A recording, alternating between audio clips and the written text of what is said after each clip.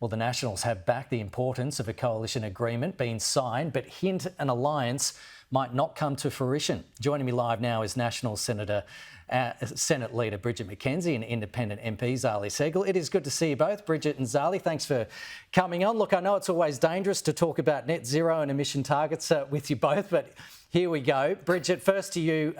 David Littleproud travelled to Albury to meet Susan Lee. Are you confident that a coalition agreement will be inked in the coming week, and would an agreement be on the condition of dumping a 2050 net zero target? Oh, great to be with you. We know that coalition governments provide strong, stable government for our country, and we've been more often in coalition and in government than we haven't been. That's a good thing. And obviously those negotiations are continuing between both of our parties' leaders. So we're looking forward to resolution of that shortly. When it comes to net zero, you know, there are concerns about how Labor's aggressive emissions targets and renewable targets are impacting rural and regional communities. The National Party's always been very strong about wanting to understand the social, economic and environmental impacts of a position on net zero, because our job is to mitigate and make sure that our communities aren't bearing the brunt, the negative impact of those decisions. And so policies like nuclear power generation to really underpin our industrial power base over coming decades as a nation as a net zero energy source are important to that, and as is our Regional Australia Future Fund, a $20 billion fund to really assist our communities take advantage of the many challenges and also the opportunities that come as we head towards net zero by 2050. Okay, so it's not completely a deal breaker then, but I guess my question is making the Liberal Party, making them agree to dump net zero targets, is that the smartest option to hang over the Liberal Party, considering that the Libs need to be competitive in the cities in order for you to return to government? Well, no one's saying that. No one's suggested that. So I think our party has been very clear that we have always had concerns about how net zero will impact those of us that live in rural and regional communities. We've drafted up a number of policies that we took to the last election to address those concerns, and we don't want to see policies like the Regional Australia Future Fund dropped, like our commitment to removing the moratorium on nuclear energy and making sure that nuclear energy is part of Australia's energy mix as we head into next century, so that we can keep jobs on shore and make sure that regional communities that are currently generating power from coal-fired power generation remain prosperous and sustainable and have great local jobs going forward. I mean, that's hardly something that should be controversial in a modern country like ours. Zali, a 2035 net zero target, something the Albanese government didn't commit to before the election. Is that at risk, knowing what we know this morning, that Labor's renewable energy rollout will be 14% behind by 2030? Look, I think in this discussion, so it wasn't a net zero by 2035. I don't think anyone's saying that that's realistically achievable. But what we have to keep an emission in mind, reductions target, rather. Well, we were due to have that under the Paris Agreement as our nationally determined contribution by February. The very outer limit is September, but really I think it was political convenience for the two major parties not to be explicit with the Australian people of what their future targets would be.